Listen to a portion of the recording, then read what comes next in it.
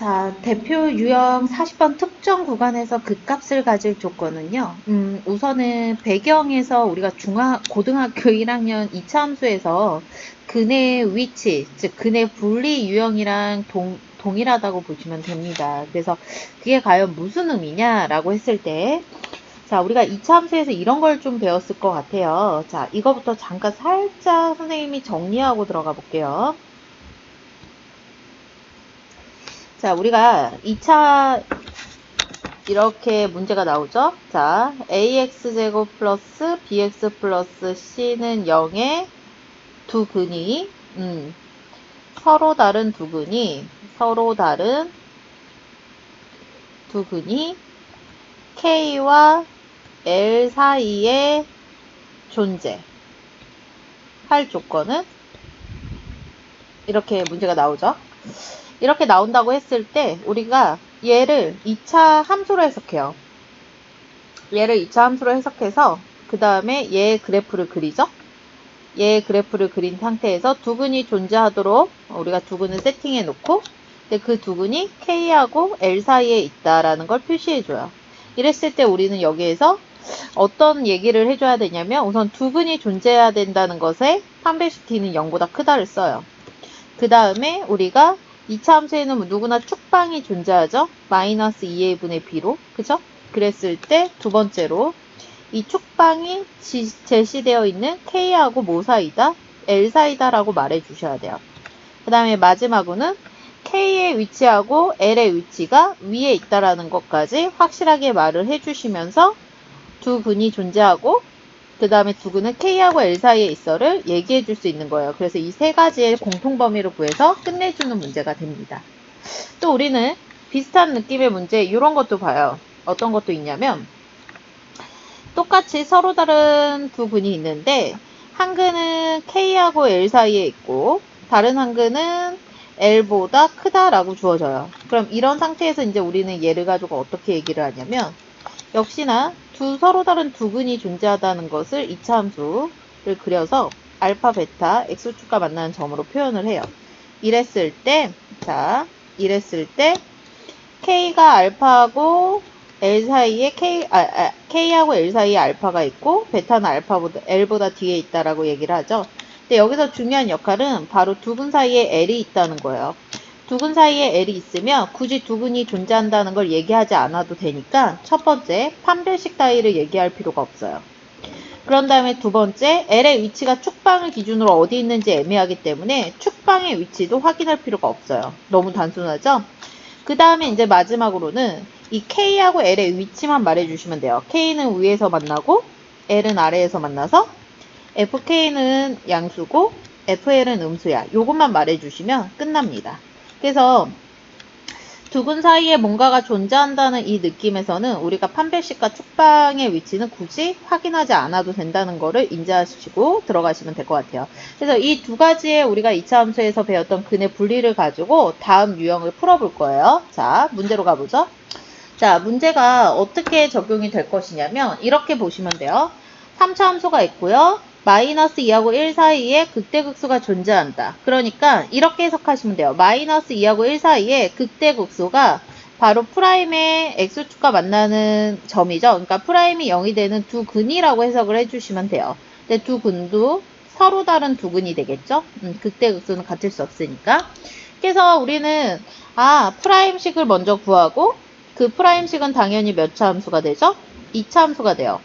이 2차 함수의 조건을 가지고 x축 위에 올려서 그림을 그려놓고 두 근이 존재하도록 설정을 한 다음에 그 두 근이 마이너스 2하고 1 사이에 있어를 얘기해 주시면 되는 거예요. 그럼 첫 번째로 두 근이 존재해야 되고 두 번째로 축의 방정식을 구하니까 너무 땡큐죠? x가 마이너스 1이 나왔으니까 할 필요 없었고 세 번째로 마이너스 2하고 1의 조건이 둘 다 위에 있다. f-2는 0보다 크고 f도 0보다 크다를 얘기해 주면 돼요. 그런 다음에 이것들의 공통범위를 구해주시면 되겠죠. 자, 그 다음에 이제 두 번째도 한번 가볼게요. 두 번째도 마찬가지예요. 요거 사이에 극대값, 요거 사이에 극소값이 있다. 요거보다 클 때. 그럼 역시나 이것도 똑같은 해석인 거예요. f'x가 0이 되는 서로 다른 두 근이 있을 거예요. 서로 다른 두 근.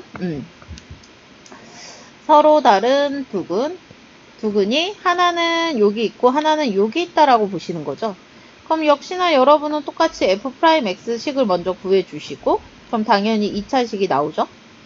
그런 상태에서 두 근을 세팅합니다. 알파, 베타가 있다라고 치는 거죠. 근데 알파는 마이너스 1하고 1 사이에 있고 베타는 1보다 크다에 있으니까 어때요? 두 근 사이에 1이 확실하게 눈에 보이면서 두 근이 이렇게 존재할 조건을 말해주면 된다는 거죠. 그런데 두 근은 확실하게 존재하니까 판별식 따위 확인할 필요 없고 역시 촉방도 애매하니까 확인할 필요 없고 마지막 세 번째 마이너스 1의 위치하고 1의 위치만 말해주시면 된다는 거예요. 그래서 f'-1이 양수고 f'1이 얼마다? 음수다라고 요것만 계산해서 공통범위를 구해주시면 되는 거죠. 아, 여기 프라임을 붙였어야 되는데 틀렸네요. 자, 그렇게 해서 이제 우리가 특정한 구간에서 극대극소를 존재할 조건은 그 특정한 구간에서 2차, 어차피 3차 함수의 도함수인 2차 함수의 근이 존재할 조건이랑 동일하다라고 여러분이 생각을 하시면 됩니다.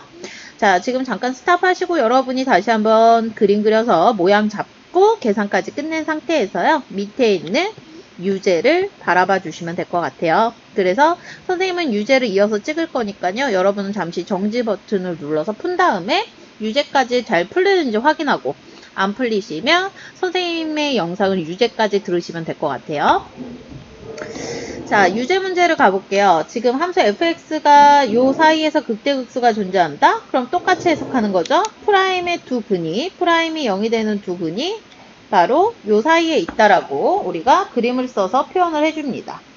알파, 베타라는 두 근이 있죠? 두 근이 바로 마이너스 2하고 1 사이에 있는 거죠.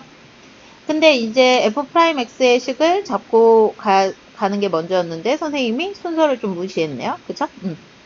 당연히 3차 함수의 도함수는 2차 함수니까 바로 가버렸어요.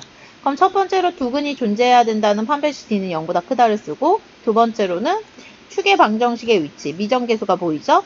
3분의 마이너스 a-1이 뭐하고 뭐 사이에 있냐면 마이너스 2하고 1 사이에 있다라고 말해줘야 되겠네요. 그 다음에 세 번째는 마이너스 1의 위치하고 1의 위치가 둘 다 위에서 만나니까 함수값이 양수다라는 것까지 말해줍니다. 그렇게 해서 3개의 공통범위를 구해주시면 되겠죠. 또 3개를 전부 다 우리가 수직선 위에 올리면 헷갈리니까 1, 2번의 공통범위를 구하고 그 다음에 요거 구한 거하고 3번하고의 공통범위를 구하시는 게 제일 빠를 거예요.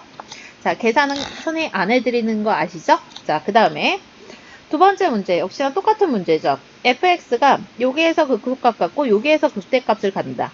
그러니까 이것은 f'x는 0의 두 근의 위치가 이렇게 된다라고 보시면 되는 거죠. 그렇기 때문에 우리가 f'x를 구해주시면 당연히 2차 함수가 나와요. 최고차항 계수가 이번에는 음수라는 거에 포커스를 잘 맞추셔야 돼요. 그럼 위로 볼록이고요. 두 근 알파, 베타를 세팅합니다. 이랬을 때 우리는 여기서 1보다 작은 게 극소값을 갖고요. 1하고 2 사이가 극대값을 갖는다. 그러니까 두 근 중에 하나는 1보다 작고 하나는 1하고 2 사이다는 거죠. 그럼 두 근 사이에 1이 확실하게 존재하는 건 절대로 판별식 확인할 필요 없고 그 다음에 축방의 위치 애매하니까 확인할 필요 없어서 위치만 확인하시라고 했죠. 1의 위치하고 2의 위치를 보니까 1은 위에서 만나니까 양수고 그 다음에 2는 뭐가 되죠?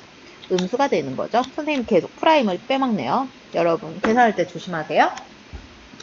자, 그렇게 해서 우리는 이 두 개의 공통범위로 요거하고 요거의 위치에서 극대극수가 존재한다를 말해주는 거예요. 그러니까 솔직히 이 유형은 극대극수를 몰라서 못 푸는 게 아니라 우리가 고등학교 1학년 때 2차 함수의 근의 분리의 그 유형을 잘 기억을 못했기 때문에 못 푸는 거니까 다시 한번 앞에서 설명했던 근의 분리에 대한 내용 인지하시고요.